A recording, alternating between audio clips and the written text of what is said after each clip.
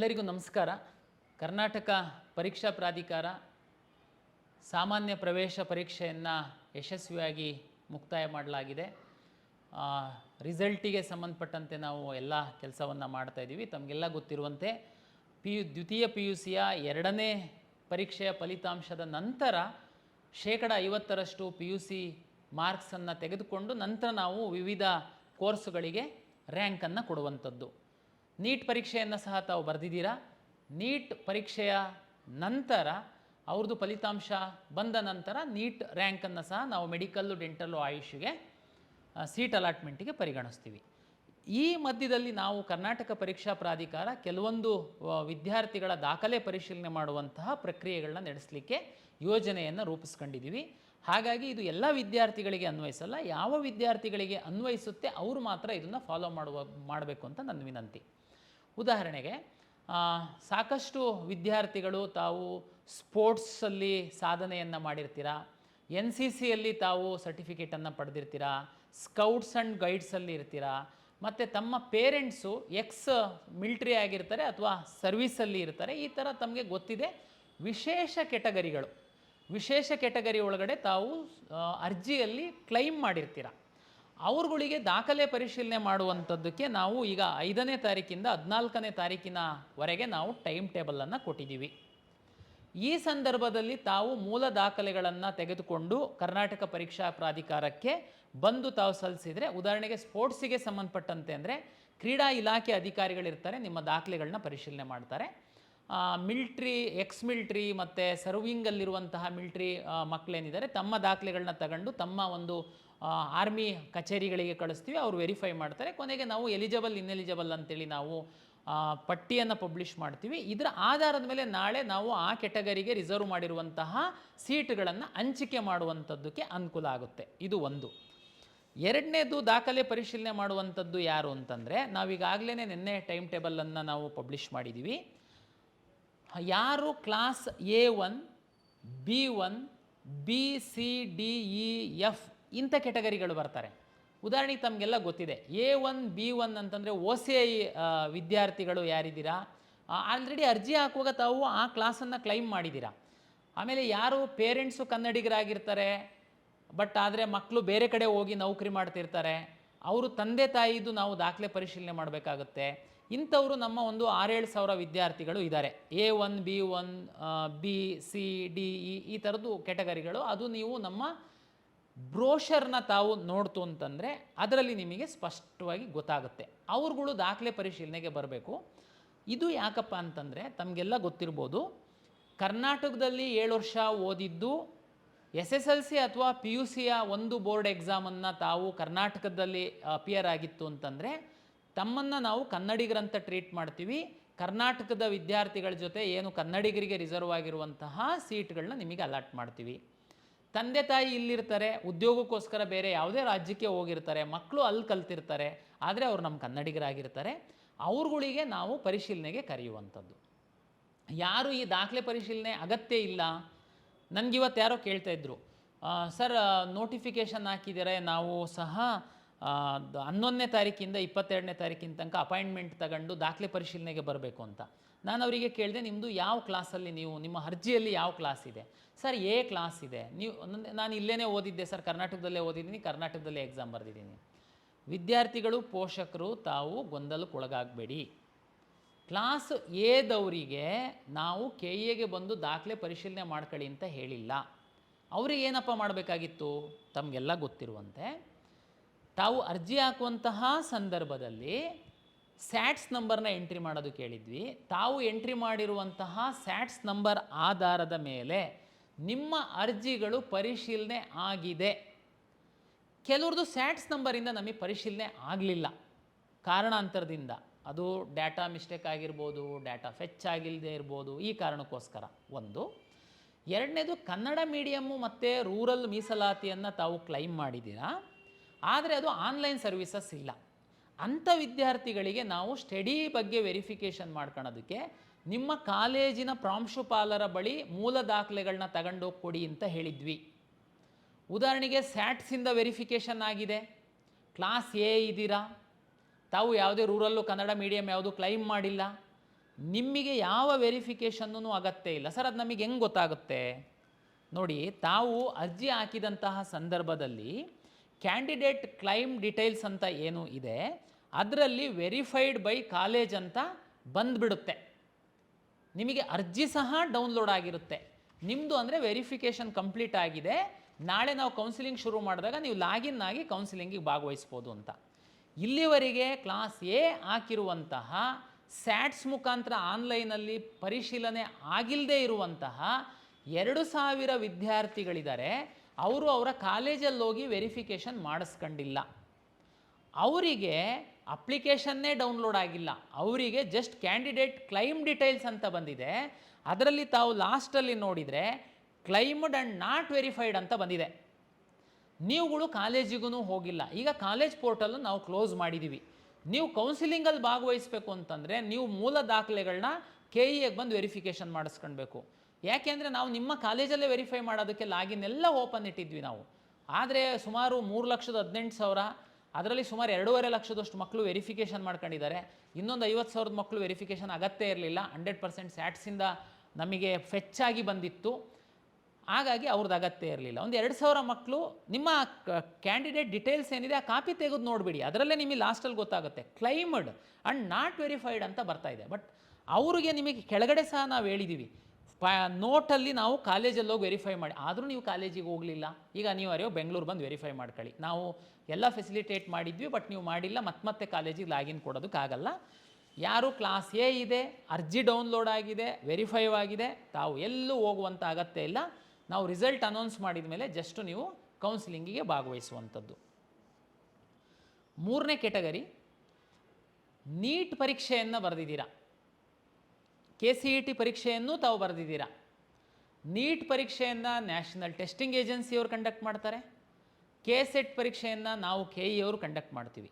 ನಾವು medical, dental, AYUSH ಹೊರತುಪಡಿಸಿ ಉಳಿದಂಥ ಎಲ್ಲ ಕೋರ್ಸ್ಗಳಿಗೆ ನಾವು ರ್ಯಾಂಕ್ ಕೊಡ್ತೀವಿ, ಸೀಟ್ ಅಲಾಟ್ ಮಾಡ್ತೀವಿ. ನ್ಯಾಷನಲ್ ಟೆಸ್ಟಿಂಗ್ ಏಜೆನ್ಸಿಯವರು ನೀಟ್ ಪರೀಕ್ಷೆ ಬರೆದಿರುವಂಥ ವಿದ್ಯಾರ್ಥಿಗಳ ಡೇಟಾವನ್ನು ನಮಗೆ ಕೊಡ್ತಾರೆ. ನಾವು ಆ ಡೇಟಾದ ರ್ಯಾಂಕಿನ ಆಧಾರದ ಮೇಲೆ ಮೆಡಿಕಲ್, ಡೆಂಟಲ್, ಆಯುಷ್ ಸೀಟನ್ನು ಅಲಾಟ್ ಮಾಡ್ತೀವಿ. ಅಂದರೆ ಈ 2 ಸಪ್ರೇಟ್ ಏಜೆನ್ಸಿ ಇದೆ. ನೀವು ನೀಟ್ ಪರೀಕ್ಷೆ ಬರೆದಿರೋವಂಥವ್ರದ್ದು ಡೇಟಾ ಎಲ್ಲ MCC ಅವ್ರ ಹತ್ರ, ನ್ಯಾಷನಲ್ ಟೆಸ್ಟಿಂಗ್ ಏಜೆನ್ಸಿಯವ್ರ ಹತ್ರ ಇರುತ್ತೆ. ನಮಗೆ ಹೇಗೆ ಗೊತ್ತಾಗುತ್ತೆ? ಅವರು ನಾಳೆ ಡೇಟಾ ಕೊಡ್ತಾರೆ. ಡೇಟಾ ಕೊಟ್ಟಾದಮೇಲೆ ನಿಮ್ಮ ನೀಟ್ ಅಪ್ಲಿಕೇಶನ್ ನಂಬರು, ನಿಮ್ಮ ನೀಟ್ ರೋಲ್ ನಂಬರು ನಮಗೆ ಬೇಕಾಗುತ್ತೆ. ಅದಕ್ಕೆ ನೀವು CET ಅಪ್ಲಿಕೇಶನ್ನ ಹಾಕಿದ್ದೀರಲ್ವ, ನಿಮ್ಮ CET ಹೆಂಗೆ ಆಲ್ ಟಿಕೆಟ್ ಡೌನ್ಲೋಡ್ ಮಾಡ್ಕೊಳ್ಳೋದಕ್ಕೆ ತಾವು ಲಾಗಿನ್ ಆದ್ರಿ, ಆ ರೀತಿ ಲಾಗಿನ್ ಆದರೆ ನಿಮಗೆ ನೀಟ್ ಅಪ್ಲಿಕೇಶನ್ ನಂಬರು ಮತ್ತು ನೀಟ್ ರೋಲ್ ನಂಬರ್ ಅಂತಿದೆ. ತಾವು ದಯಮಾಡಿ ಆ ನಂಬರ್ನ ಎಂಟ್ರಿ ಮಾಡಬೇಕು ಮತ್ತು ನಿಮ್ಮ ನೀಟ್ ಆಲ್ ಟಿಕೆಟ್ ಏನಿದೆ ಅದನ್ನು ಅಪ್ಲೋಡ್ ಮಾಡಬೇಕು. ಇದು ಒಂದು ನೀಟ್ ಪರೀಕ್ಷೆ ಬರೆದಿರುವಂತಹ ವಿದ್ಯಾರ್ಥಿಗಳು ಕರ್ನಾಟಕ ಪರೀಕ್ಷಾ ಪ್ರಾಧಿಕಾರದಿಂದ ಮೆಡಿಕಲ್, ಡೆಂಟಲ್, ಆಯುಷ್ ಸೀಟ್ ಪಡೆಯುವಂತಹ ವಿದ್ಯಾರ್ಥಿಗಳು ಇದನ್ನು ಮಾಡಬೇಕು. ನಿಮ್ಮ ನೀಟ್ ಅಪ್ಲಿಕೇಶನ್ ನಂಬರು ಮತ್ತು ನೀಟ್ ರೋಲ್ ನಂಬರ್ನ ನೀವು ನಿಮ್ಮ ಅಪ್ಲಿಕೇಶನ್ ಒಳಗಡೆ ಅಪ್ಲೋಡ್ ಮಾಡಿದರೆ ನೀಟ್ ರಿಸಲ್ಟ್ ಬರ್ತಿದ್ದಂಗೆ ನಮಗೆ MCC ಅವರು, ನ್ಯಾಷನಲ್ ಟೆಸ್ಟಿಂಗ್ ಏಜೆನ್ಸಿಯವರಿಂದ ಇಡೀ ಇಂಡಿಯಾದಲ್ಲಿ ಎಷ್ಟು ಜನ ನೀಟ್ ಎಕ್ಸಾಮ್ ಬರೆದಿದ್ದಾರೆ, ಎಷ್ಟು ಜನ ಎಲಿಜಿಬಲ್ ಆಗಿದ್ದಾರೆ, ಆ ವಿದ್ಯಾರ್ಥಿಗಳ ಡೇಟಾ ನಮಗೆ ಕೊಡ್ತಾರೆ. ಕೊಟ್ಟಂಥ ಸಂದರ್ಭದಲ್ಲಿ ನೀವು ನೀಟ್ ರೋಲ್ ನಂಬರ್ನ ಹಾಕಿರ್ತೀರ, ಅದರ ಆಧಾರದ ಮೇಲೆ ನಾವು ಮ್ಯಾಚ್ ಮಾಡಿ ನಿಮಗೆ ನಿಮ್ಮ ಏನು ವೆರಿಫಿಕೇಷನ್ ಸ್ಲಿಪ್ ಡೌನ್ಲೋಡ್ ಮಾಡ್ಕೊಳ್ಳೋದಕ್ಕೆ ಹೇಳ್ತೀವಿ. ಆವಾಗ ನೀಟ್ ರ್ಯಾಂಕ್ ಸಮೇತ ನಿಮ್ಮ ಒಂದು ಲಾಗಿನ್ನಲ್ಲಿ ಡಿಸ್ಪ್ಲೇ ಆಗುತ್ತೆ.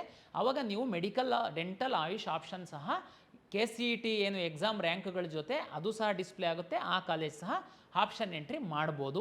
ಇದು ಒಂದು ಪ್ರಕ್ರಿಯೆ. ನೀವು ನೀಟ್ ಎಕ್ಸಾಮ್ ಬರೆದಿರೋದ್ರಿಂದ ತಾವು ದಯಮಾಡಿ ಫ್ರೀ ಇರುವಾಗ ಮುಂದಿನೊಂದು ವಾರ 10 ಡೇಸ್ ಒಳಗಡೆ ಲಾಗಿನ್ ಆಗಿ NEET roll number, NEET application ನಂಬರ್ನ ನಿಮ್ಮ KCET ಅಪ್ಲಿಕೇಶನ್ನಲ್ಲಿ ಎಂಟ್ರಿ ಮಾಡಬೇಕು ಅಂತನ್ನುವಂಥದ್ದು ನೀಟ್ ಪರೀಕ್ಷೆ ಬರೆದಿರೋಂಥ ವಿದ್ಯಾರ್ಥಿಗಳಿಗೆ ಒಂದು ವಿನಂತಿ.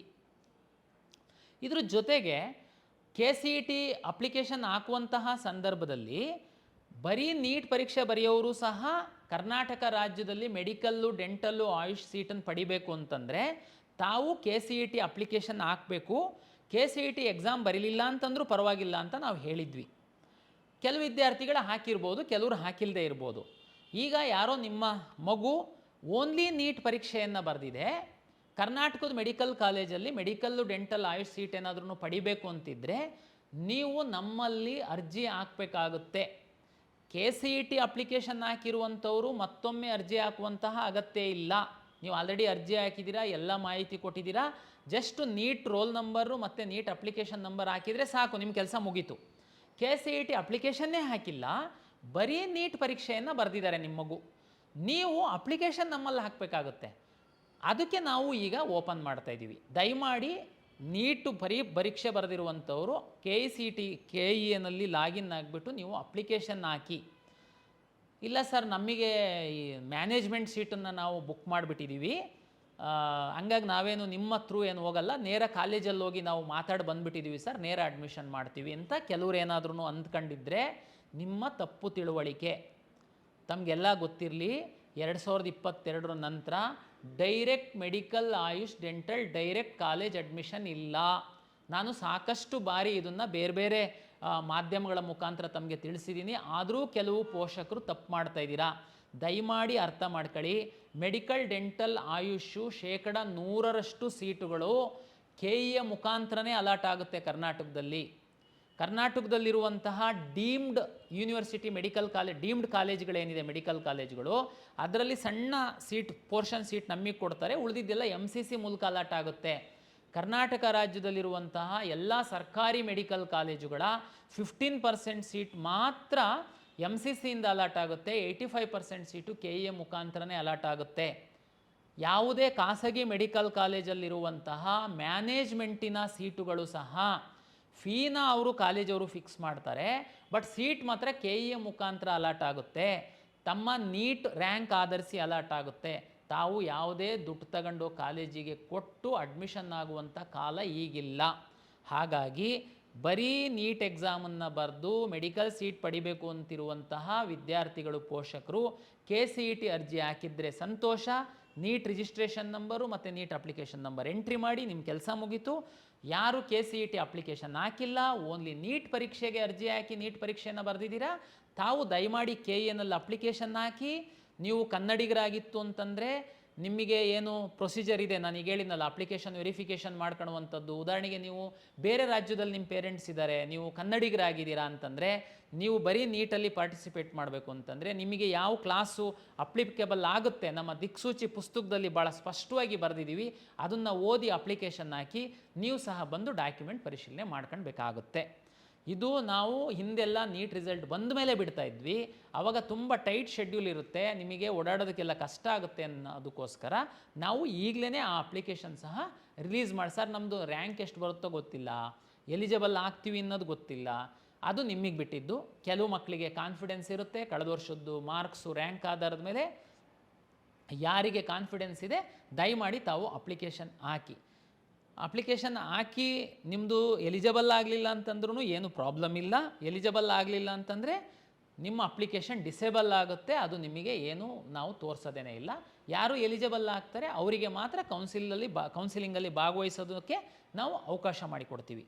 ಈಗ ಫಲಿತಾಂಶ ಬರುವವರೆಗಿನ ಈ ಒಂದು ಪ್ರಕ್ರಿಯೆಗಳನ್ನ ನಾನು ತಮಗೆ ಹೇಳಿದ್ದೀನಿ. ದ್ವಿತೀಯ PUCಯ ದ್ವಿತೀಯ ಪರೀಕ್ಷೆಯ ಫಲಿತಾಂಶದ ನಂತರ ಅವರು ನಮಗೆ ಡಾಟಾವನ್ನು ಹ್ಯಾಂಡ್ ಓವರ್ ಮಾಡಿದ ಮೇಲೆ ನಾವು ಎಲ್ಲ ಪ್ರಕ್ರಿಯೆ ಮಾಡೋದಕ್ಕೆ ಒಂದು 3-4 ಡೇಸ್ ಬೇಕಾಗುತ್ತೆ. ಆಮೇಲೆ ನಮ್ಮ ಒಂದು CET ಫಲಿತಾಂಶವನ್ನು ನಾವು ಪ್ರಕಟ ಮಾಡ್ತೀವಿ. ಇದು ನಮ್ಮ ಕಡೆಯಿಂದ. ತಮಗೆ ಇನ್ನೊಂದು ಪಾಯಿಂಟ್ ಮರ್ತಿದ್ದೆ ನಾನು, ಏನಂತಂದರೆ ಕೆಲವು ಬೇರೆ ರಾಜ್ಯದಲ್ಲಿ ವಿದ್ಯಾರ್ಥಿಗಳು PUCಯನ್ನು ತಾವು ಮಾಡಿದ್ದೀರಾ. ತಮಗೆಲ್ಲ ಗೊತ್ತಿದೆ, CBSE, ICSE ಮತ್ತು ಕರ್ನಾಟಕ ಸ್ಟೇಟ್ ಬೋರ್ಡ್ದೇನಿದೆ, ನಾವು ಆನ್ಲೈನಲ್ಲಿ ಡಾಟಾ ತಗೊಳ್ತೀವಿ. ಬೇರೆ ರಾಜ್ಯದ ವಿದ್ಯಾರ್ಥಿಗಳು ಏನು PUC ಬೋರ್ಡಲ್ಲಿ ನೀವು ಮಾಡಿರ್ತೀರ, ನಿಮ್ಮ ಡಾಟಾನ ನೀವು ಇಲ್ಲಿವರೆಗೆ ಏನಾಗ್ತಿತ್ತು, ನಿಮಗೆ ಎಂಟ್ರಿ ಮಾಡೋದಕ್ಕೆ ನಾವು ಹೇಳ್ತಾ ಇದ್ವಿ. ಆ ಎಂಟ್ರಿ ಮಾಡುವಂಥ ಕ್ರಮ ಸರಿ ಇಲ್ಲ ಅಂತ ಕಳೆದ ವರ್ಷದಿಂದ ನಾವು ಡಿಜಿಲಾಕರಿಂದ ನಾವು ತಗೊಳ್ತಾ ಇದ್ದೀವಿ. ಅಂದರೆ ಯಾರು ಬೇರೆ ರಾಜ್ಯದಲ್ಲಿರುವಂತಹ, ವಿಶೇಷವಾಗಿ ಗಡಿ ರಾಜ್ಯಗಳಲ್ಲಿ, ಈ ಕರ್ನಾಟಕದ ಗಡಿ ರಾಜ್ಯಗಳಲ್ಲಿರುವಂತಹ ವಿದ್ಯಾರ್ಥಿಗಳು ಹೆಚ್ಚಿನ ಅವರು ನಮ್ಮಲ್ಲಿ ಕೌನ್ಸಿಲಿಂಗಲ್ಲಿ ಭಾಗವಹಿಸ್ತೀರಾ. ನೀವು ಅಂದರೆ ಕನ್ನಡಿಗರಾಗಿರ್ತೀರಾ, ಬಾರ್ಡ್ರಲ್ಲಿ ಇರ್ತೀರಾ, ಬೇರೆ ಕಾರಣಕ್ಕೆ ಬೇರೆ ಆ ರಾಜ್ಯದಲ್ಲಿ ಇರ್ತೀರಾ, ತಾವುಗಳು ದಯಮಾಡಿ ನಾವು ನಮ್ಮ ಬ್ರೋಷರಲ್ಲಿ ಪಬ್ಲಿಷ್ ಮಾಡಿದ್ದೀವಿ. ತಾವು ಡಿಜಿಲಾಕರಲ್ಲಿ ನಿಮ್ಮ ರಾಜ್ಯದ ಬೋರ್ಡ್ ಅವರು ಡಿಜಿಲಾಕರಲ್ಲಿ ಅಪ್ಲೋಡ್ ಮಾಡಿರ್ತಾರೆ ನ್ಯಾಡ್ ಪೋರ್ಟಲಲ್ಲಿ. ನೀವು ಆ ಡಿಜಿಲಾಕರಲ್ಲಿ ಹೋಗ್ಬಿಟ್ಟು ನೀವು ಕನ್ಸೆಂಟ್ ಕೊಡಬೇಕಾಗುತ್ತೆ. ಕೊಟ್ಟರೆ ನಿಮ್ಮ ಮಾರ್ಕ್ಸು ಆಟೋಮೆಟಿಕ್ಕಾಗಿ ನಮಗೆ ಇಲ್ಲಿಗೆ ಡಿಸ್ಪ್ಲೇ ಆಗುತ್ತೆ. ಆ ಒಂದು ಮಾರ್ಕ್ಸ್ ಆಧಾರದ ಮೇಲೆ ನಿಮ್ಮ ಸಿ ಇ ಟಿ ಫಲಿತಾಂಶ, ನಿಮ್ಮ ಸಿ ಇ ಟಿ ಮಾರ್ಕ್ಸನ್ನು ಎರಡನ್ನೂ ತಗೊಂಡು ನಾವು ರ್ಯಾಂಕ್ ಕೊಡ್ತೀವಿ. ಇದು ಎಲ್ಲರಿಗೆ ಏನು ಅನ್ವಯಿಸಲ್ಲ. ಯಾರು ಬೇರೆ ರಾಜ್ಯದ ಸ್ಟೇಟ್ ಬೋರ್ಡಲ್ಲಿದ್ದೀರಾ ತಾವು ಇದೊಂದು ಪ್ರಕ್ರಿಯೆ ಮಾಡಬೇಕಾಗತ್ತೆ, ಮಾಡಿ ಅಂತೇಳಿ ಹೇಳ್ತಾ, ನೀವು ಮುಂದಿನ ಪ್ರತಿ ಹಂತದಲ್ಲಿ ನಾವು ಕರ್ನಾಟಕ ಪರೀಕ್ಷಾ ಪ್ರಾಧಿಕಾರದ ಯೂಟ್ಯೂಬ್ ಚಾನಲ್ ಏನು ಇದೆ ಇದ್ರ ಮುಖಾಂತರ ನಾವು ತಮಗೆ ಎಜುಕೇಟ್ ಮಾಡ್ತಾ ಇರ್ತೀವಿ. ಮತ್ತು ಟೈಮ್ ಟು ಟೈಮ್ KEA ವೆಬ್ಸೈಟಲ್ಲಿ ನಾವು ನೋಟಿಫಿಕೇಷನ್ಸ್ ಹಾಕ್ತಾ ಇರ್ತೀವಿ. ಮತ್ತು ನಮ್ಮ ಎಕ್ಸ್ ಖಾತೆಯಲ್ಲಿ ಸಹ ಇದನ್ನು ಅಪ್ಲೋಡ್ ಮಾಡ್ತೀವಿ. ಜೊತೆಗೆ ಯಾರೆಲ್ಲ ನಮ್ಮ ವಿದ್ಯಾರ್ಥಿಗಳು ನೀವು ನೋಂದಣಿ ಮಾಡಿದ್ದೀರಾ, ನಿಮ್ಮ ಮೊಬೈಲ್ ನಂಬರಲ್ಲಿ ವಾಟ್ಸಪ್ ಇರುತ್ತೆ, ನಿಮಗೆ ವಾಟ್ಸಪ್ SMS ನೋಟಿಫಿಕೇಷನ್ಗಳನ್ನು ಸಹ ನಾವು ಕಳಿಸ್ತೀವಿ. ಹಾಗಾಗಿ ತಾವು ಈ ಒಂದು ಕೌನ್ಸಿಲಿಂಗಲ್ಲಿ ಭಾಗವಹಿಸುವಂಥ ವಿದ್ಯಾರ್ಥಿಗಳು ಕೌನ್ಸಿಲಿಂಗ್ ಮುಗಿಯುವವರೆಗೆ ಈ ಒಂದು ಮಾಧ್ಯಮಗಳನ್ನು ತಾವು ಫಾಲೋ ಮಾಡ್ತು ಅಂತಂದರೆ ನಿಮಗೆ ಸರಿಯಾದ ಮಾಹಿತಿ ಸಿಗುತ್ತೆ, ಕೌನ್ಸಿಲಿಂಗ್ ಸುಸೂತ್ರವಾಗಿ ಆಗುತ್ತೆ ಅಂತ ನನ್ನ ಒಂದು ಅಭಿಪ್ರಾಯ. ಮತ್ತೊಮ್ಮೆ ಎಲ್ಲ ವಿದ್ಯಾರ್ಥಿಗಳು ಹಾಗೂ ಪೋಷಕರಿಗೆ ಪ್ರಾಧಿಕಾರದ ವತಿಯಿಂದ ನಮಸ್ಕಾರ.